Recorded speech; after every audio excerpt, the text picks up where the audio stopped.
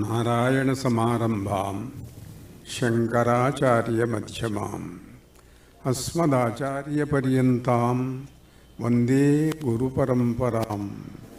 సిద్ధ గురు పరంపరకు ప్రణామాలు సమర్పిస్తూ ఉన్నాను. కోటి ప్రత్యంగ యజ్ఞం ఇప్పుడే ప్రారంభమవుతూ ఉన్నది. దీని గురించినటువంటి విశేషాలను, ఈ కార్యక్రమాన్నంతటినీ వైదిక సంప్రదాయ అనుగుణంగా శాస్త్ర పురాణ మార్గానుసారంగా నడిపిస్తూ ఉన్నటువంటి మా సోదరులు రమేష్ శర్మ ఈ కార్యక్రమ వివరాలన్నింటినీ కూడాను మీకు తెలియజేశారు.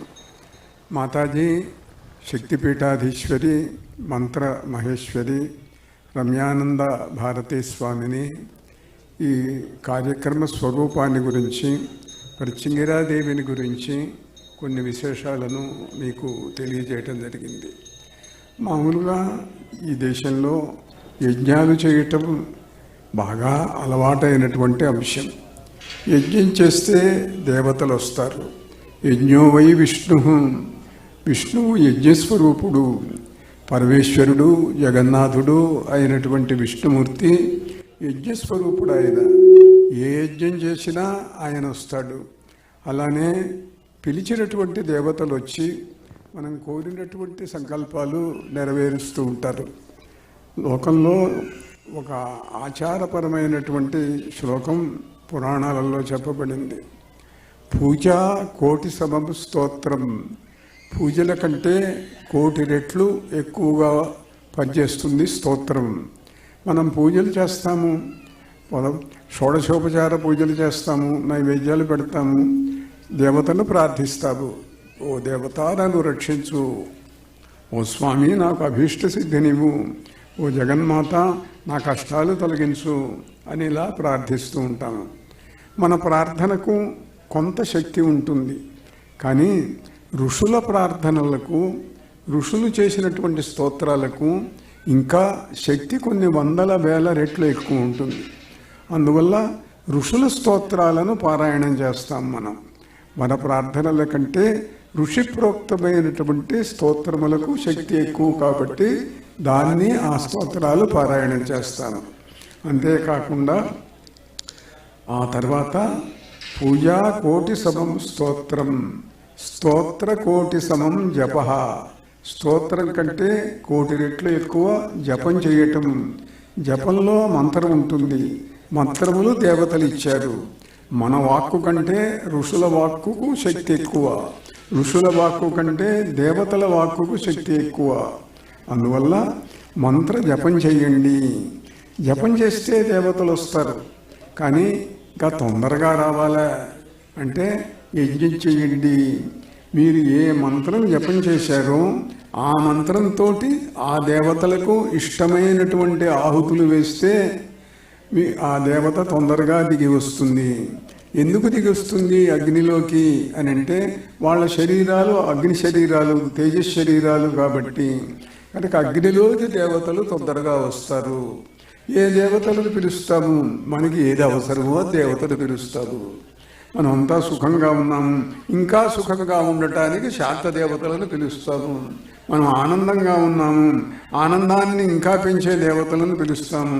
మన కష్టాలు ఉన్నాయి, అక్రమాలు ఉన్నాయి, అన్యాయాలు ఉన్నాయి, దౌర్జన్యాలు జరుగుతున్నాయి, దుర్మార్గాలు జరుగుతున్నాయి, ప్రజలను కష్టాలు పెట్టేవాళ్ళు ఉంటున్నారు, దొంగతనాలు చేసేవాళ్ళు ఉంటున్నారు, దోపిడీ చేసేవాళ్ళు ఉంటున్నారు.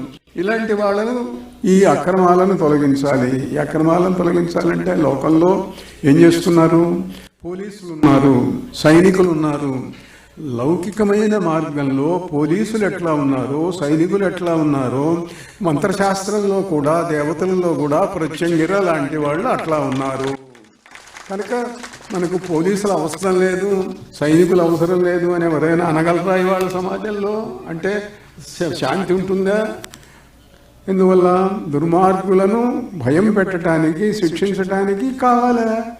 అట్లనే దేవతల్లో కూడాను అక్రమాలు తొలగించటానికి, అన్యాయాలు తొలగించటానికి, పాపాలు పోగొట్టడానికి, ప్రజల కష్టాలు తీర్చడానికి అవసరమైనప్పుడు ఆయుధం పట్టుకుండే దేవత కావాలి. ప్రత్యంగిర అలాంటి దేవత. అందువల్ల ఇవాళ మన సమాజాన్ని రక్షించటానికి ఇప్పుడు మాతాజీ చెప్పినట్టుగా భారతదేశ చరిత్రలో ఇటువంటి యజ్ఞం జరగలేదు ఇంతవరకు.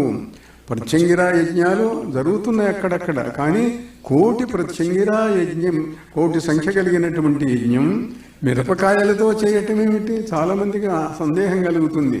అదేమిటండి, ఆవునేతితో చేయాలా, హవిష్యాన్నంతో చేయాలా, ఇంకా ఇట్లాంటి సాత్విక వస్తువులతో చేయాలి? చేయాల్సిందే, దాన్ని కాదనటం లేదు. కానీ దేవత తొందరగా వచ్చి మన కోసం అని చెప్పి కాకి పట్టుకోవాలి, తుపాకీ పట్టుకోవాలి, మెషిన్ గన్ పట్టుకోవాలి అని అంటే మనకు ఇదిగో మిరపకాయలతో చేస్తే వస్తుంది. పోలీసులు ఉంటారు, అవసరమైతే తుపాకులు తీసుకొస్తారు, ఇంకా అవసరమైతే బాంబులు వేస్తారు, ఇంకా అవసరమైతే ఇంకా అంతకు మించినటువంటి ఆటం బాంబులు వేస్తారు. ఇందాక ఒకసారి ఇక్కడ రక్షణ వ్యవస్థ అంతా సక్రమంగా ఉందా లేదా అని చూసుకోవటానికి పోలీసు పటాలం వచ్చి చుట్టూ తిరిగి ఇదంతా పర్యవేక్షించి వెళ్ళింది. మీలో కొంతమంది దాన్ని పరిశీలించి ఉంటారు కూడా. మేము పైన వేదిక మీద ఉన్నాం కాబట్టి అవన్నీ చూస్తూ ఉన్నాం. కనుక ఎవరి బాధ్యత వాళ్ళు నెరవేరుస్తున్నారు. ధర్మరక్షణ కోసం, శాంతి కోసం జాగ్రత్తగా చూసుకొని వెళ్తున్నారు. అవసరమైనప్పుడు వస్తారు. అలానే ప్రత్యంగిరా దేవత కూడా, ప్రత్యంగిరా దేవత ఆ రకంగా తీవ్ర దేవత. అంటే తీవ్ర దేవతలందరూ ఇప్పుడు ఓ పోలీసు తుపాకీ పట్టుకొని కాల్పులు జరిపాడనుకోండి, ఇంటికి వస్తే పెళ్ళాం బిడ్డల మీద తుపాకీ కాలుస్తాడా? వాళ్ళతో ప్రేమగానే ఉంటాడు, వాళ్ళతో ఆనందంగా ఉంటాడు. అట్టనే ప్రత్యంగిరా దేవత కూడా దుర్మార్గులను శిక్షిస్తుంది, సన్మార్గులను రక్షిస్తుంది. అందుకే ప్రత్యంగిరాం ఆశ్రిత కల్పవల్లీం అన్నాం. అంటే ఆమె కేవలం శిక్షించేటువంటి దేవత మాత్రమే కాదు, ఆశ్రిత కల్పవల్లి కూడా. ఆశ్రయించిన వాళ్లకు కల్పవృక్షంలాగా, కల్పలతలాగా కోరికలన్నింటినీ కూడా తీరుస్తుంది. కనుక ఈ వస్తువులు ఉపయోగించడం ఎందుకు అని అంటే అవసరమైనటువంటి తీవ్రత రావటం కోసం. ఆ తీవ్రత ఎంతవరకు అవసరమో దేవతకు తెలుసు, మంత్రం చేసేవాళ్లకు తెలుసు కొంత. కనుక దేవతలు కావలసినటువంటి పద్ధతిలో వస్తారు, రక్షిస్తూ ఉంటారు. కనుక ఏ వస్తువులు ఎప్పుడు ఉపయోగించాలి అనేటువంటిది మంత్రవేత్తలకు తెలుసు, శాస్త్రవేత్తలకు తెలుసు, ఋషులకు తెలుసు. కనుకనే ఇంద్రాది దేవతలు కష్టం వచ్చినప్పుడు అంగిరస మహర్షి దగ్గరికి వెళ్ళారు. స్వామి, రాక్షసులు వస్తున్నారు, మమ్మల్ని బాధిస్తున్నారు, మీరు రక్షించాలా అని అంటే ఆయన ఏం చేశాడు? తీవ్ర ద్రవ్యాలతోటి ఈ పర్చగిరా హోమం చేశాడు. పర్చగిరా రుక్కులను ఆయన దర్శించి యజ్ఞం చేశాడు. ఒక్కోసారి యజ్ఞం చేసే టైం కూడా ఉండదు. ఇప్పుడు దేవత వచ్చాడు, వాడు తుపాకీ పట్టుకొని వచ్చాడు, నేను ఇక్కడ యజ్ఞం చేస్తాను, మంత్రం చేస్తాను అని అంటే ఆగదు. అప్పటికప్పుడు కొట్టేసేయాలి. అంగిరస మహర్షి అలా చేసేవాడు. అవసరమైనప్పుడు ఆయన మంత్రం ప్రయోగించి వెంటనే సంహారం చేసేవాడు. అట్లా ఇంద్ర శత్రువులను ఆయన కేవలం సంకల్ప శక్తితోటి ఒక వజ్రశక్తిని ప్రత్యంగిర ద్వారా పుట్టించి యథా విద్యుద్ధతో వృక్ష ఆమూలాదనుశుష్యతి ఏవం స ప్రతిశుష్యతు యోగే పాపంచికీర్షతి. నాకు ఎవడు అపకారం చేస్తున్నాడో, ఎవడు పాపం చేస్తున్నాడో, ఎవడు దుర్మార్గం చేస్తున్నాడో, పిడుగు పడితే చెట్టు ఏ రకంగా దహనమైపోతుందో ఆ రకంగా నా శత్రువు నశించునుగాక.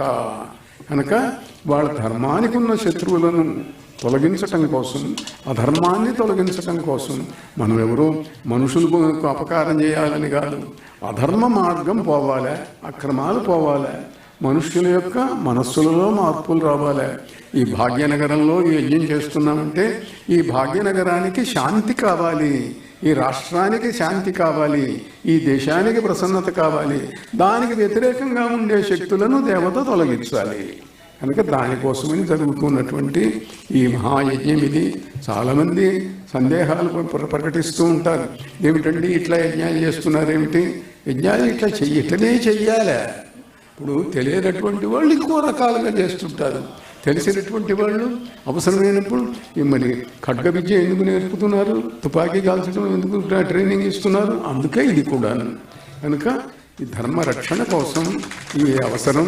ఇది ఈ నగరానికి, ఈ రాష్ట్రానికి, ఈ దేశానికి, సమస్త మానవ జాతికి కూడా శుభాన్ని కలిగించటానికి, అరిష్ట నాశనానికి ఈ యజ్ఞం ఉపయోగిస్తుంది. దీంట్లో పాల్గొనేటువంటి వాళ్ళు చాలామంది తమ తమ వ్యక్తిగత ప్రయోజనాల కోసం, ఎట్లాగూ ఇక్కడ ఉండేటువంటి బ్రాహ్మణ్యం, ఇక్కడ ఉండేటువంటి యాజ్ఞికులు, హోతలు అందరూ కూడాను తమ తమ సంకల్పాలు చెప్తూ దేశ రక్షణ కోసం, ధర్మరక్షణ కోసం చెప్తుంటారు. అంతేకాదు ఈ వచ్చినటువంటి వాళ్ళందరూ కూడా వాళ్లకు కష్టాలు తీరాలిగా. దేశానికి వచ్చే కష్టాలు కాదుగా, మనుషులకు కూడా కష్టాలు ఉంటాయిగా, ఇబ్బందులు ఉంటాయి కదా, వ్యాధులు ఉంటాయి, బాధలు ఉంటాయి, శత్రువుల నుంచి కష్టాలు ఉంటాయి. ఇవన్నీ కూడా పోవాలిగా. ఇవన్నీ పోగొట్టడానికి ఎవరికి వాళ్ళు వాళ్ళ సంకల్పం పెట్టుకొని యజ్ఞం చేయండి. మీ కష్టాలు పోగొడుతుంది ప్రత్యంగిరా దేవత. వేగంగా, అతివేగంగా, శీఘ్రంగా, మహాశీఘ్రంగా పోగొట్టేటువంటి శక్తి, ఏకైక శక్తి ఈ ప్రత్యంగిర యొక్క విశేషాలను, యజ్ఞ విశేషాలను మనకు ఈ వారమంతా జరుగుతూ ఉంటుంది కాబట్టి ఎప్పటికప్పుడు కొన్ని కొత్త విశేషాలు చెప్పుకుందాము. ఈ పూటకు స్వస్తి. నారాయణ నారాయణ.